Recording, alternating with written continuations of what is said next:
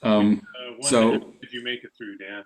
what's that? Which one and a half did you make it through? So the bow tie stuff is what I have things to say about, though. Got something to say about like cognition, consciousness, the attempt to reform everybody's the way they talk about these things with a series of pointed questions. But let's do bow ties first, if that's all right.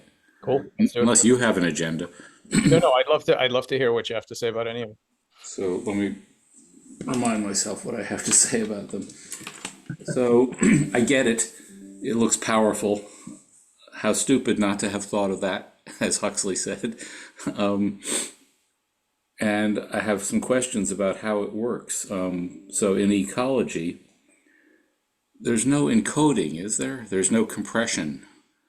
There's an expansion stage, an inflation stage, as you nicely call it. But tell me, is there a compression stage? Well, so I don't know how specific you want to be about ecology, but if we include evolution, then Oh, then I absolutely think so, right? Because yes, right. Yeah. No, that's not a problem. I meant succession. Sorry, I should have been more specific. In ecological succession, where you clear a landscape and the new stuff moves in and the ecosystem inflates from nothing. yeah. But there's no prior compression, right? I'm testing my understanding here. So I'm not an ecologist, and so this could be total nonsense what I'm about to say.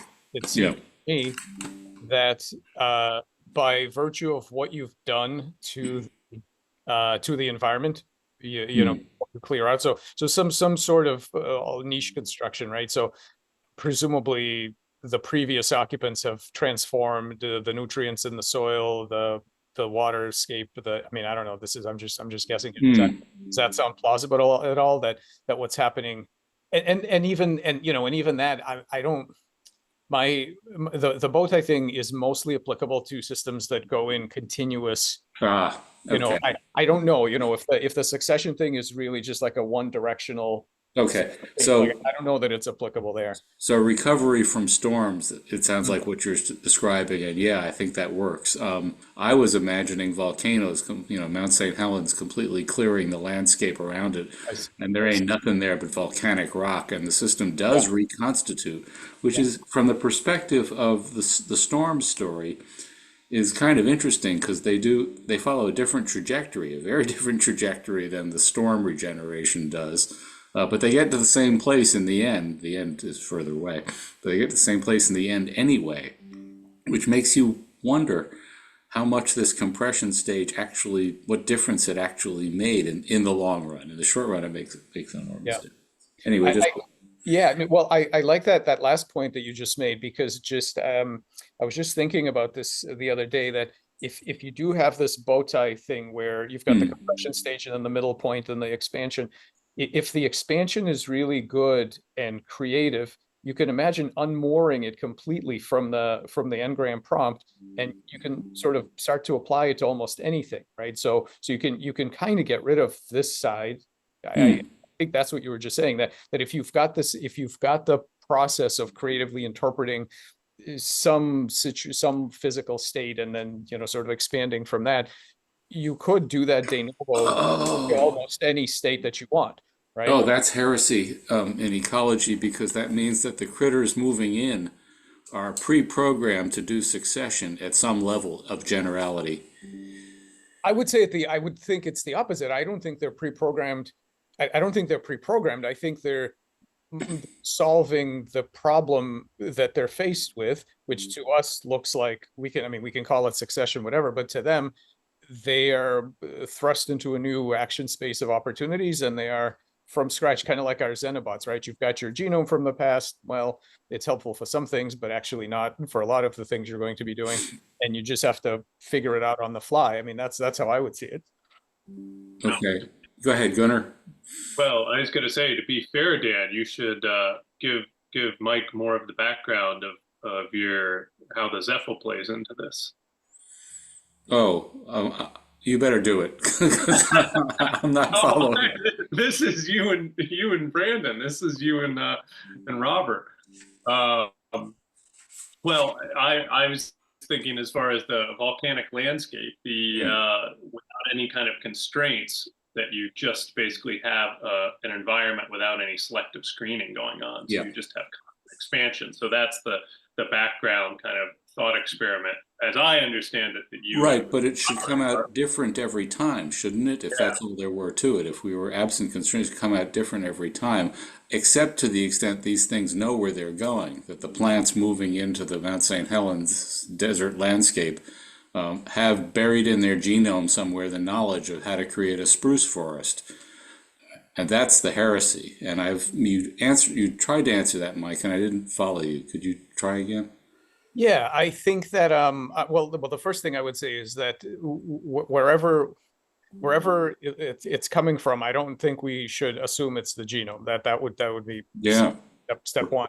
yeah, And right, because I think that there are an enormous number of affordances that come from mathematics, laws of computation, whatever, that are implemented by machines that are encoded by genomes and so on, but the actual patterns that ingress through those are not directly in the genome correct. right, in any sense. Yep. And I think it's not unreasonable to say that you have a problem-solving agent which, faced with a certain scenario, is going to solve it in some way, but that's just the default way that it's going to do it. If you change the Yeah. input, change something else, it may find other solutions. Right, so ecology responds, there's no agent in the case of Mount St. Helens, right? In the case, well, I mean, maybe and maybe not, but I'm not leaning on the agency of Mount St. Helens. I'm leaning on the No, agency of parts I meant the biota that's moving in there. There is no thing to have any agency to reconstruct a successional ecosystem yet. It's a bunch of plants growing out of rock at the moment. Yeah, I mean, so there we've already, that's Yeah. I've already gone on a different path then, because I absolutely think there's agency there. Okay, so locate it for me if you would. In the first cells that appear when the first seeds wake up, in the interaction of, I mean, I see it as a collective intelligence, right? So same sense that now the degree of the intelligence I'm making no claims about, because one would have to do experiments. So you have to probe it to see what can it do. Does it do delayed gratification? Does it do associative conditioning? Does it, problem solving? Of what kind of problem solving does it do? But I don't see why you would immediately say that there isn't any agency there. So in the case of developing embryo, we've got this single cell with a bunch of molecular stuff floating around in it and a genome that's sort of ready to do stuff. And critically, absolutely critically, from both our points of view, mom sitting there ready to give the first instructions to start the inflationary process, and not just start it, but tinker with it, at least in the early stages before the thing gets really going. That's what's absent in the cleared space around Mount St. Helens, says ecology, is there's no mom there to certainly not to trigger, but not even to guide the early stages. Well, there are numerous species where the egg is created and then sits for as much time as you want. Mom is long gone. I mean, the mom's organism had a role in prepping the cytoplasmic components and everything else, right? Everything else that's in it. But after that, it can be dormant. It can be it can be in this like desiccated state that some eggs can go into, and then something wakes it up, and then it rolls. Right. But the instructions that I was too glib in calling it just mom. It's there in the cytoplasm. The genome can't do the whole thing alone. It needs more than a match to light that genome fire going. It needs instruction from above, and mom is given it in the cytoplasm of the egg, if not in anything else. Right. So the top-down causation we need to guide this thing is sitting there in your insisted single cell thing, ready to go. Right. So this is not speaking for me, but speaking for modern ecology. They want to know where's the package of stuff that's going to guide this bigger than cell, bigger than individual plant scale thing along the way. I think what you need to argue is that deep down in that cellular package of cytoplasmic stuff and genome is preparedness of some kind for something way bigger than itself at the ecosystem scale, which is, from my point of view, is not crazy, but it is for ecology, that's crazy. Yeah. I mean, I see it. My particular flavor of the craziness here is that a lot of it comes from wherever the laws of mathematics come from, right? So when people ask, well, where is it? I mean, we can make Yeah. all sorts of, the Galton board, fractals. You've got this seed, and then this this very specific shape happened. You say, well, where was it? And you're not going to find it in the physical world. That's not where it comes from. Right. And now, so then we can ask, okay, so what kinds of things ingress that way? Is it only like laws of about triangles and things like this, or is there potentially more information that evolution can use as an affordance to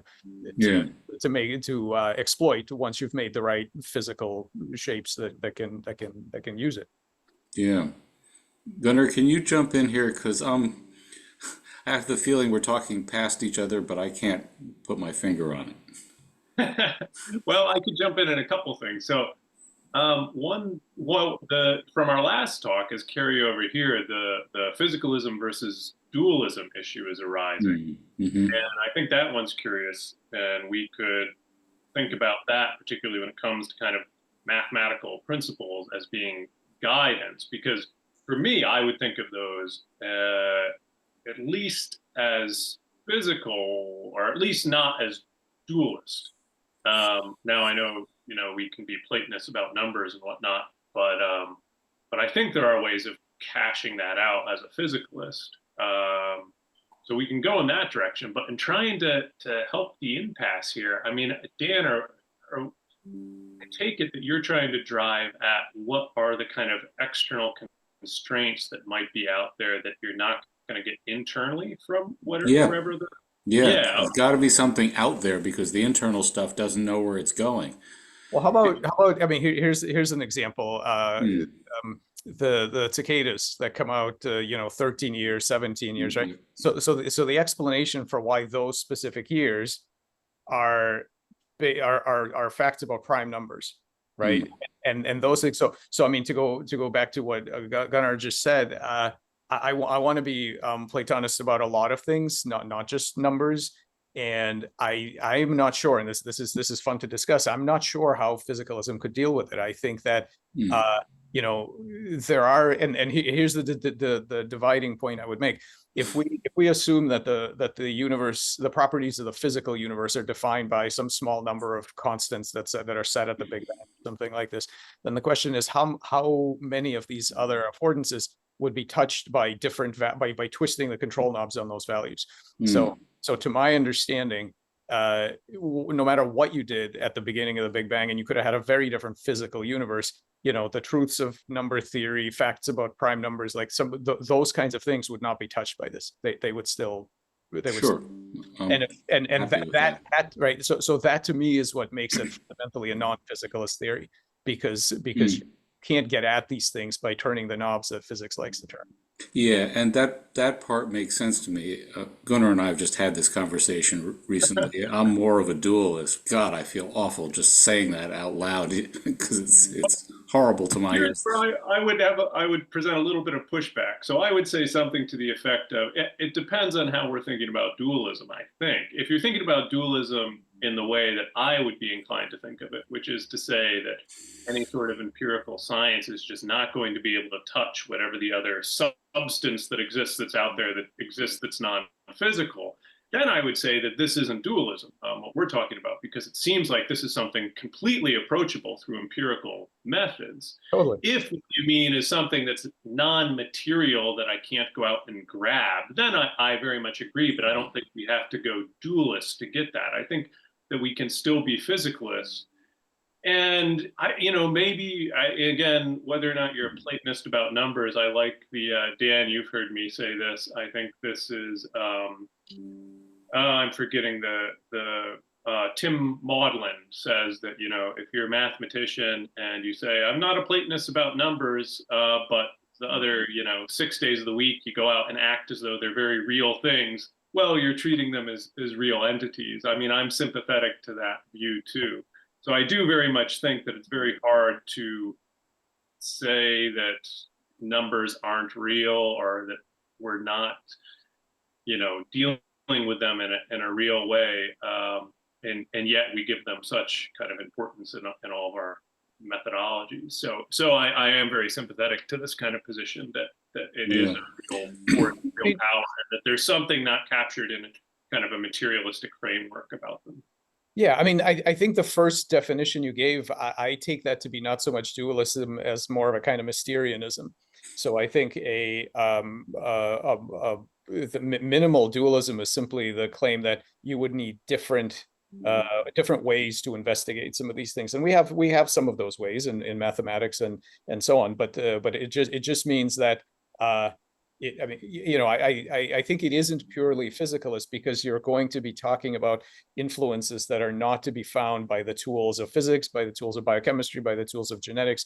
These are the laws of computation, the laws of mathematics. I mean, numbers are one thing, but like these, I don't know if you've ever seen any of my stuff on Halley plots, but a very small formula generates this incredibly rich pattern. And asking where it is, we don't have the vocabulary yet, even for that kind of thing, right? It's just not the right question. But I don't think, like for example, I see our xenobots and anthrobots and all those kinds of things as periscopes to peek into that space. I think they are exploration vehicles for a rigorous research program to say other patterns exist in this space.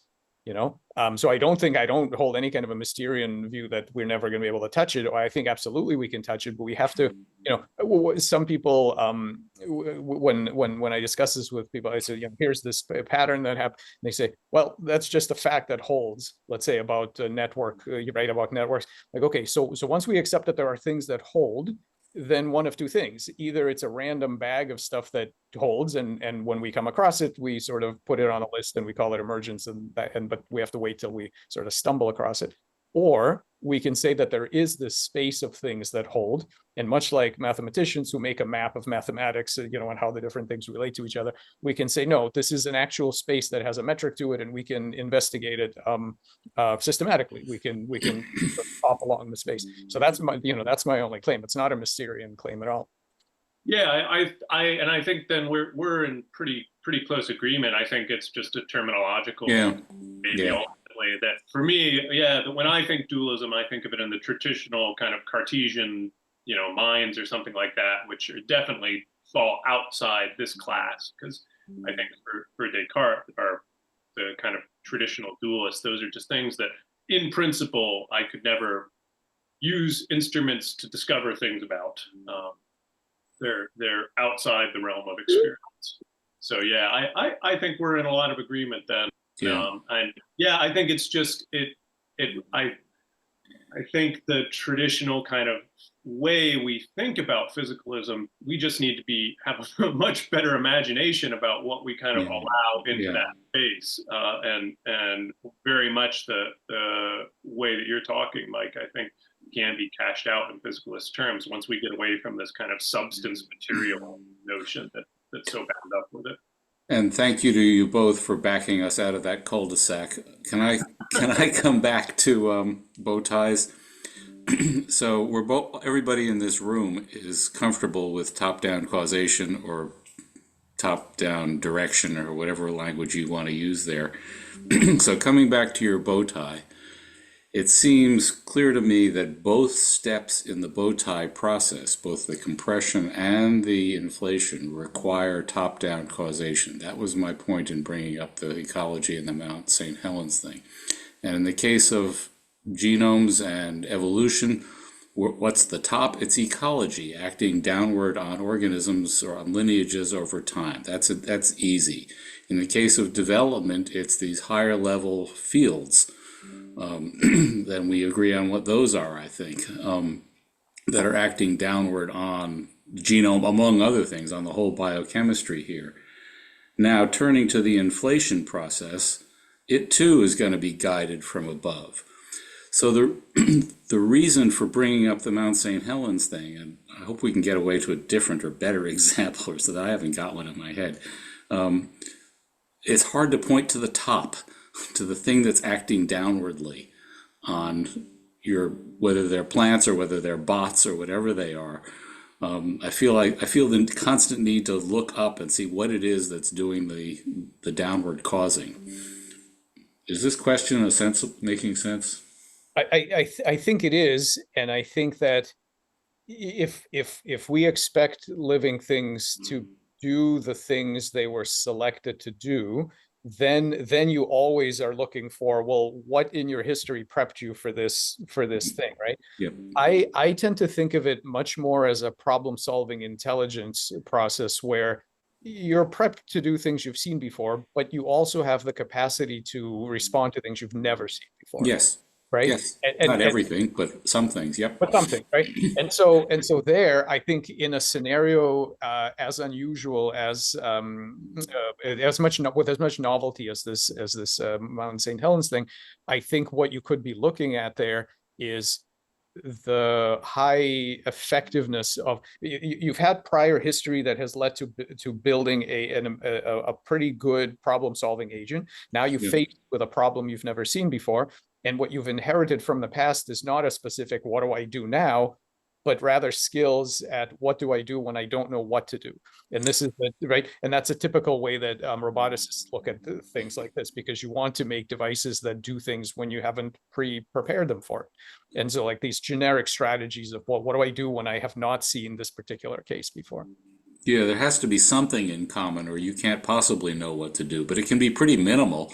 It can, and like in robotics, they use this empowerment principle, which is do whatever looks to be maximizing your choices in the future, right? Yeah. So whichever move leaves you the most open choices, just do that. Now that, and then I'm not saying that explains the Mount St. Helens thing, but I'm just saying that Yeah. that's very minimal, extremely generic policy that you can embed in all different kinds of media to say, when I have no clue what to do, I'm just going to do the thing that gives me more options. Yeah. You know? So then there's the perspective question with the Mount St. Helens thing. If you take the perspective of the ecosystem, which doesn't exist yet, right after the volcano has gone off, but you look at it as a pack of nutrients, and here I'm going to go weird on you and take the thermodynamic view, a pack of nutrients that's sitting there at high potential, wanting to be dissipated to space, asking itself, what am I going to do now? Mhm. The answer is, I'm going to get a high growth rate nutrient nature of the nutrient independent plant to grow in me, and I don't know what plant it's going to be. I don't really care. I just know in these awful situations where there ain't nothing, and I'm going to sit here forever, not dissipating to space my latent heat at all. I need something like that to come along, and as soon as it does, I'm going to give it whatever it needs to set the process in motion. This is spooky shit. Mhm, mhm, mhm. Yeah. But you're nodding, and that sort of scares me. Yeah. I'm not scared off by it. I love the exam, like the set of examples, and I need to think about that more from the thermodynamic side. But what the version of this that I've been thinking about are um, memory patterns in a cognitive system, and looking at things from the perspective of the patterns to say, okay, if I am a thought pattern and I want to not only persist but thrive into the future and open into new problem spaces and whatever, Yes, right? yes, Right? What yes. is my host? Well, how do I have to modify myself? I'm in a caterpillar right now. Boy, that thing's going to rip up its brain and turn into a butterfly. What do I need to do so that I can be remapped into that new world and be, literally reborn into a three-dimensional world from a two-dimensional world and have this other kind of life? Staying the same isn't gonna help, but I need to remap. And what are the properties that I might have that'll enable me to come through like that? So let's stick with your memory case for a moment and see if this leads anywhere. It might not. You've got this thought pattern that wants to maintain itself in a strange environment. Let's go one level up from that, because guiding the thought pattern is going to be some motivational structure. I'm miserable. All right, I've got all these thought patterns underneath me. I'm going to nudge them in a direction that historically yields decent results on average, or something like that. Or I have no idea what to do. I'm just going to do something and see where it leads. But this higher level thing has things like memories and thought patterns and habits and so forth all built underneath it. They have their own hierarchical structure, of course. So I'm agreeing with what you said. I'm just inviting us to go one level up to the Mhm. motivational structure. Yeah, Well, yeah. here, I think. Go oh, ahead. well, I would jump in because I think Mike the way that you're thinking about memory as a much broader kind of notion of it rather than just like cognitive thought processes. And I actually found this really interesting because at least in the work on philosophy of memory, it seems as though the way you're thinking about it fits within the most general paradigm of kind of how we think about memories. But so far in the philosophical literature, nobody's has as broad and expansive view as the one that you're presenting, which is really interesting. But definitely within kind of cognitive processes, yeah. Then Dan, the question that you're raising as far as some outside motivational space as a want, as kind of giving the what you would call the oomph to move it forward is going to be necessary. But I wonder, Dan, are you asking as far as in the caterpillar example there, the thought ends up being a developmental pattern into the future, which I think Mike. Yeah, it's a developmental pattern in the pupa that's organizing. Want there, a motivational want there, like a Humean sort Yeah, of sure. Well, Okay. yeah, all right. We're getting expansive here. We have to put Stan Salty style brackets around things Okay. when we talk about them. But yes, I mean, essentially, it's the same sort of top field causing a thing within it that's going on here. Yeah.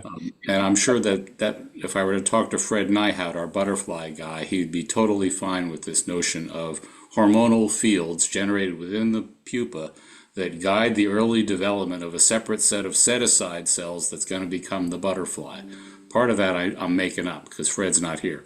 So, Well, what I really love about this is that, and Mike, correct me if I'm wrong, but here in kind of the most general notion of memory that at least I found in the philosophers who think about stuff on memory, the kind of the general catch-all is any modification of an agent's behavioral tendencies as a result of its experience counts as memory. But of course, they all think of it just in like these sort of cognitive processes. So it seems like within that definition that they're operating under, I mean, your conception of memory fits really well within that, but none of them are thinking of it in these broad developmental terms. I really think that there's important stuff to be said there. Yeah, I completely agree. And you know, I was looking at your paper again today, the machine wanting paper, and I love the first two sentences, right? So what would you like to do this afternoon? Not a machine in the world can honestly answer that question.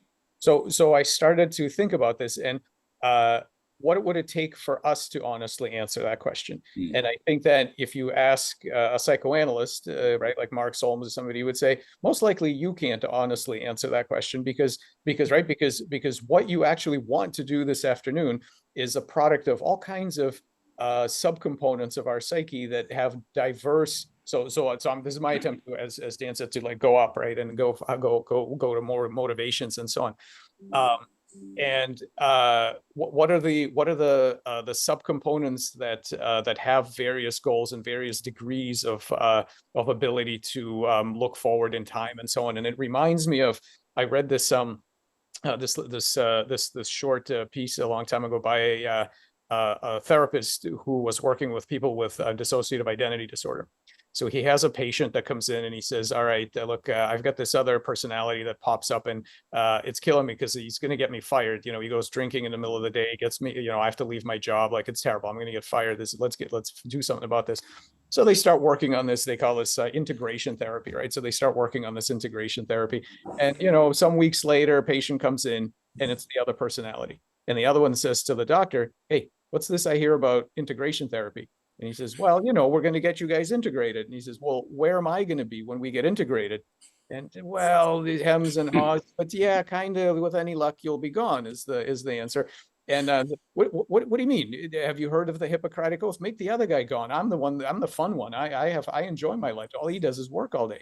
So, right. So you start thinking, right, this little like spectrum. You could have some fleeting thoughts, and then you could have some persistent thoughts. Yes. Have, right. Yep. And you can have a personality fragment that's, you know, it's got more agency than a persistent thought pattern. We're a mess. Yep. Yeah, right. And it's probably, you know, it's probably doing subtle niche construction in our life and shifting some things around to make right, and certain things more likely than other things. And so that, you know, what is the motivation for whatever it is that you want to do this afternoon? who knows? We don't have to access. Well, I agree it's not all that accessible, but I would insist on the viewpoint still being right, that it's going to be a coalition Yeah. of various pieces of me that are going to get together and swat down other smaller coalitions of pieces of me and decide, I want to go for a walk or I want to play tennis, but somebody's going to win this battle and I'm going to give an answer and it's going to be authentic in the sense that it's not random. Whereas the machine giving this answer, standard serial architectures anyway, giving this answer, it's either going to be hardwired in or it's going to be random. Take your pick. Does that fit you? Almost entirely, with one proviso. So Yeah. I completely agree that the standard serial architectures that we use today are not the kind of thing that you would want to execute Yeah. these. So I'm in total agreement with that.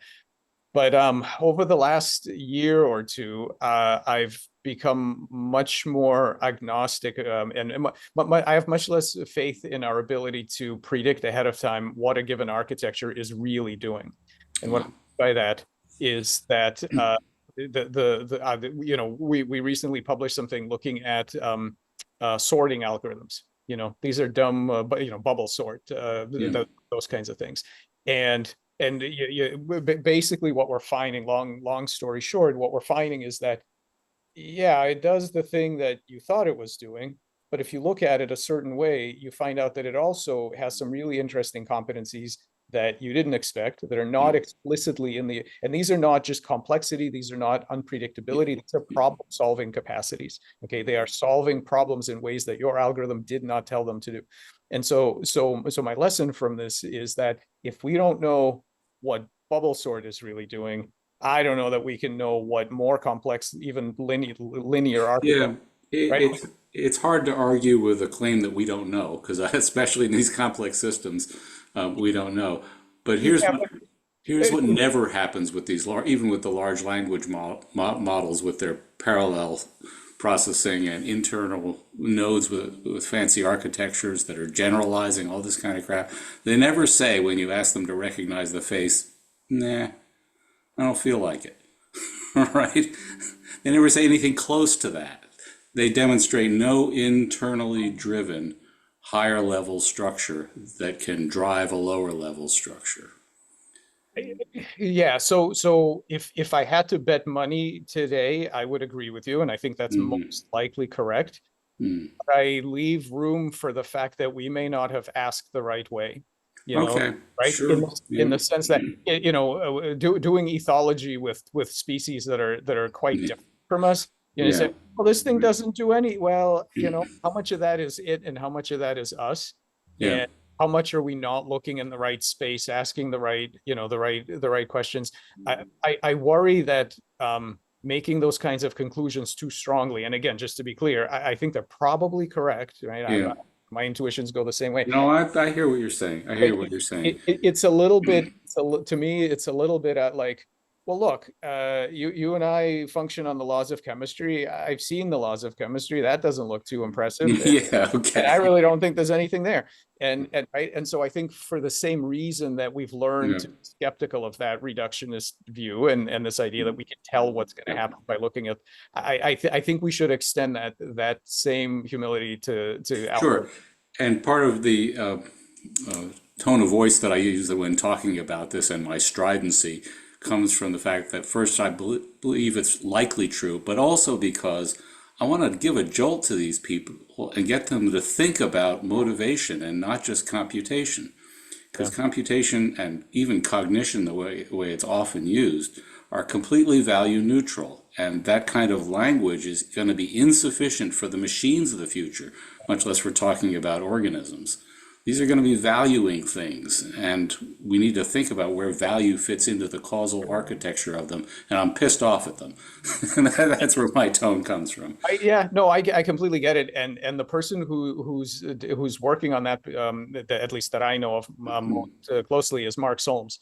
So he's doing exactly this, right? So tell me more. What should I read a little bit of Solms, his argument that consciousness is nothing but a feeling, which I thought was just brilliant, but I need to read more. What else should I read? Well, at the risk of, I mean, he's a brilliant guy, and I'm not going to try to paraphrase his many thoughts here. And actually, we should just have a discussion with him himself.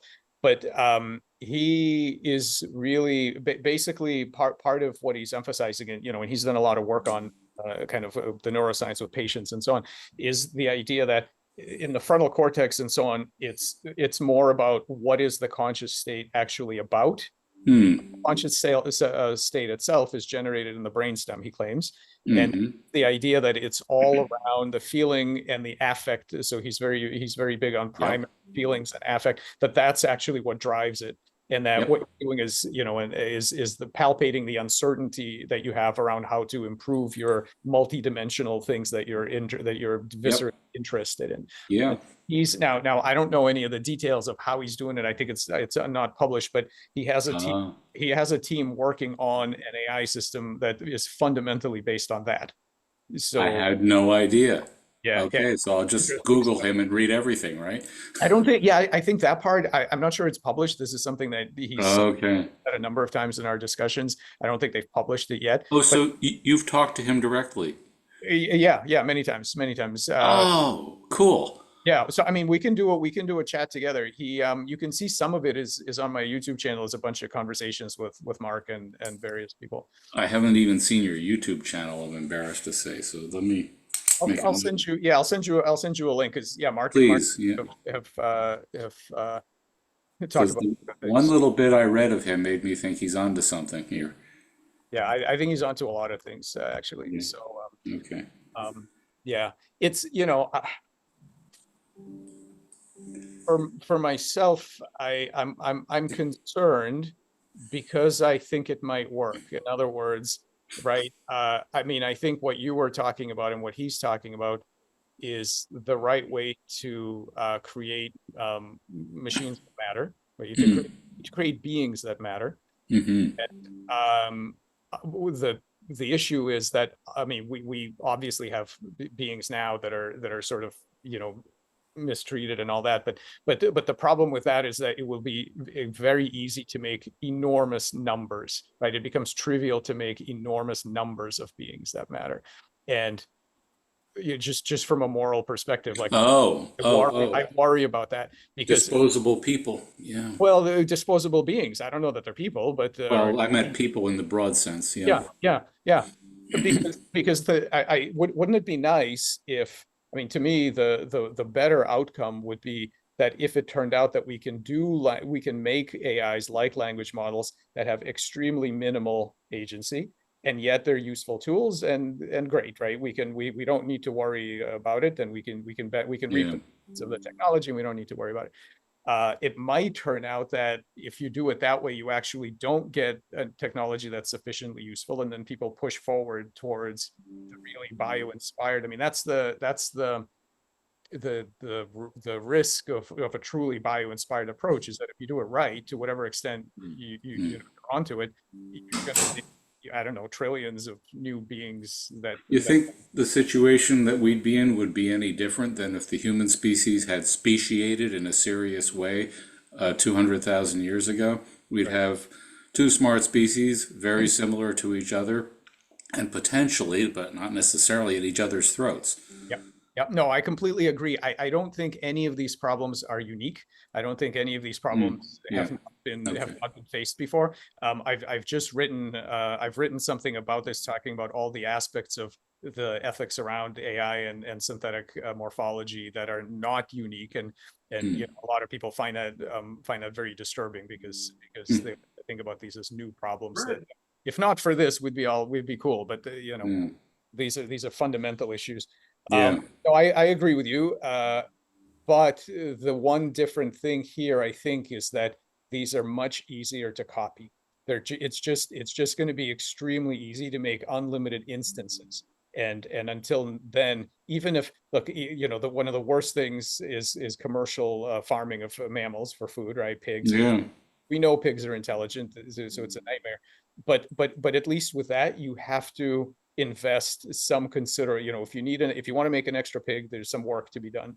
You have, right? You have to put some work into it. And that's at least a little bit of that little bit of effort is, I worry, not going to be here in this case. You can just spawn unlimited numbers. So you think I have sympathy for pigs. I have much less sympathy for mosquitoes. I have virtually none for the plants growing outside my house and my garden, if I had a garden, and pretty much zero for rocks and bacteria. So are you worried we're anywhere near creating something on the level of a pig? Or are we still in rock, plant, mosquito world here?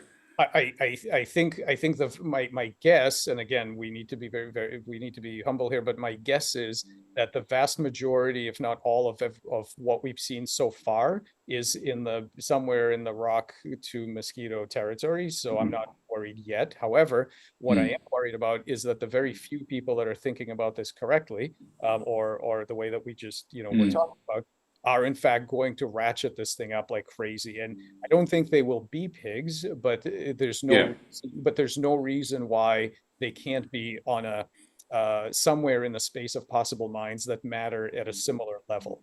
And when you say matter, you mean matter to themselves. Matter to themselves, and thus matter to anyone Yes, interested right. in ethics. And Because if it doesn't matter to itself, it shouldn't matter to us, right? Well, I mean, yeah. Sorry, Gunnar, I cut you off. Go ahead. Go ahead. I was curious, in any of the literature on this stuff, has anybody applied or thought about it in the context of the non-identity problem, or in terms of the kind of moral weight of future persons versus present persons? Say more, because I didn't follow that.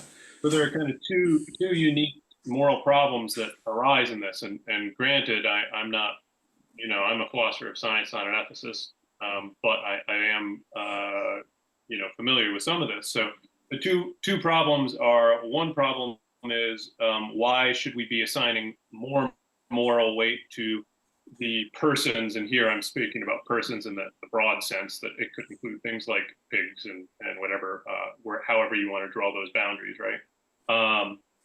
But why should we privilege the ones that currently exist over the future ones, and the ones in the past conceivably too? Why should more moral weight be given to me and you rather than people that are to exist in the future at some point? If we're going to do kind of some sort of calculus, all of them be taken into consideration equally.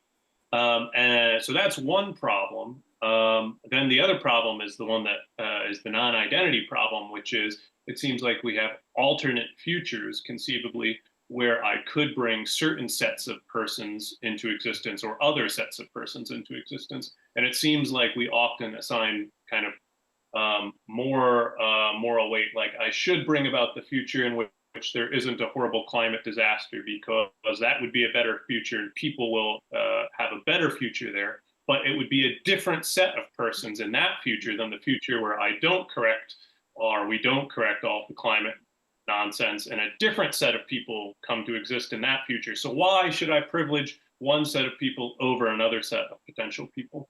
And that kind of raises another possible quandary that you could get into ethically. So these are things, that's the non-identity problem. The other one's a different kind of problem that's brought about in some of the clients. And I wonder if, because these seem incredibly relevant when it comes to the issues that you're raising, Mike, when it with AI. Yeah. Yeah, they absolutely, those issues arise, and people have argued that part that there's some degree of responsibility that we have for enabling future beings with a higher capacity for thought, enjoyment, put the reaching potential and all that kind of stuff. That we ought to be doing this work to enable them to exist. I have some sympathy for it. I think. There's something to be said for that, but these are tough problems, of course, and I think the first step to even have a good discussion about this is like the kind of thing that we've done here, which is to broaden the possible embodiments of beings that matter, so that we can actually start thinking about this, because it's outside of the circles that I spend most of my time talking to, people find it really hard to imagine minds unlike their own. Yeah. Is this I thing? would, They look at these at something, whether it be a cyborg or a synthetic morphology example or an AI or whatever, and they say, well, that's clearly not human. Well, good enough. They're fine. Well, guess what? It doesn't have to be like a human to matter. There's a much larger space. yeah, no, I was incredibly sympathetic and very much in agreement with what you pointed to in the lack of humility and kind of distinguishing life from non-life and all of the problems that arise there, and just what kind of limited mindsets are brought to that. And I think that exactly what you're driving at in a lot of that work is kind of a multiply realized conception of the set of things that can have goals or have agential capacities. Really needs to be broadened, and we really need a far, far less kind of biocentric view on all of that. Because, yeah, otherwise we're going to miss just whole swaths of potential there. It's really unfortunate when that kind of viewpoints carry forward, even if ultimately, right, we discover, oh, yeah, I guess maybe there is no moral consideration for X or agential capacity with X, but we need to expand expand the way we're thinking about it in major ways, given the advances that are being made right now. Go ahead. I just gave a talk at a meeting on extraterrestrial intelligence, and the one thing I said in the whole 45 minutes that got everybody nodding in agreement was that all the aliens in science fiction are humans in funny clothes. And there's very little science fiction imagination being devoted to creating truly motivationally different creatures. The space of the possible is enormous, and we haven't begun to explore it. Anyway, sorry. Go ahead, say something. No, I agree with that. And I like one of the ones that I really like is Solaris. Lem's piece. I mean that's pretty darn alien. I mean, yeah. Okay. but no, you're right. One thing that's really surprised me, and probably shouldn't have, but one of the communities that really doesn't like this kind of view, oddly enough, is the organicist community that has been battling for how many years with the mechanist molecular biologists to say things are not machines. And so they've been great, right? They're not simple machines. Okay. And so they've been doing all this hard work. And then when I come out and I say, okay, so on the spectrum, here are some machines and here are some majestic, living beings, and this really triggers people. They don't want a spectrum. They don't want a spectrum, and they're worried. I think they're worried that this undoes the hard work they've done over the years by pulling these things apart. Oh yes, of course they're worried about that. Because it's like, oh man, like we've spent all this time fighting this thing with the now you tell it now you're putting computers on the same thing. You're going to undo all of it. Well, how about if three of us just agree not to use the language of machines anymore when talking about our very simple artificial devices?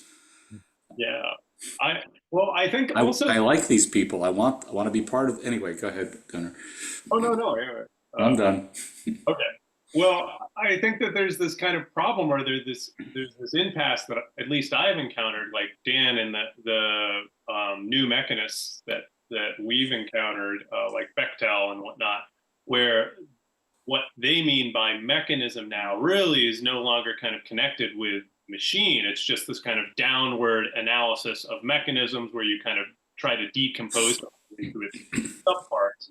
And that, I think, is completely compatible with, even though you and I have our issues with it, but that sort of explanatory framework is completely compatible with and both organicism and machines, and there's no distinction there, and it kind of is different. It stands apart from this idea that somehow machines are ontologically different than what we find in life.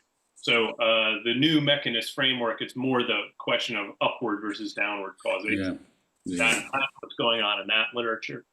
But I was nodding in agreement. The whole way in reading your piece, Mike, and I've written similar things, just saying that I think even attempting to kind of come up with a good definition of life that is somehow exclusionary to machine stuff is just a problematic enterprise to begin with. And I personally am almost for just ditching the life category as an ontologically relevant thing that we ought to be going around and looking for. I just actually don't think it's helpful.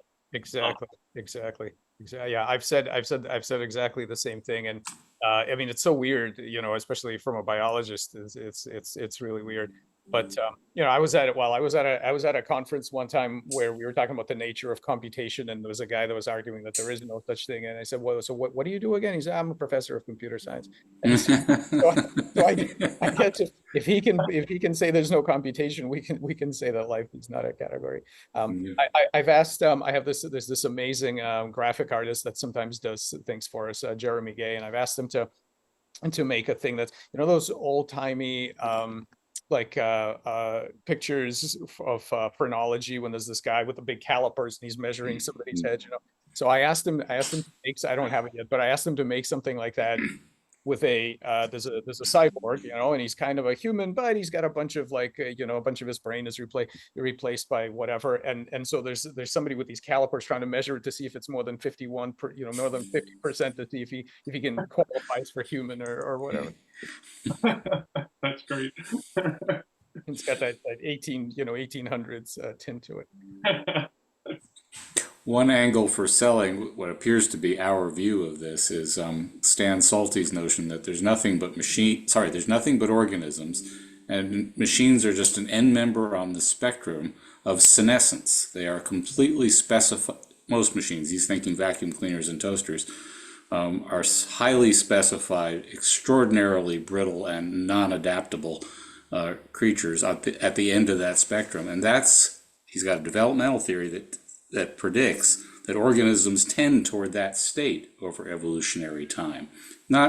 They can rescue themselves. There's ways out of this, but there's a strong vector taking them toward machines. And we started off creating these incredibly brittle things that are completely specified, do virtually nothing interesting, and we don't see them as that end member yet. We don't see that they're just viruses, which are also an end member. That's fantastic. I'm gonna bug you for a reference later. I hadn't heard that piece from him, and I think that's we're doing a bunch of work on aging and what's actually happening to the bioelectric information during aging and so on. I think some of that is gonna fit right into. I'm afraid that's from in-person conversations, so I can't give you a reference on it.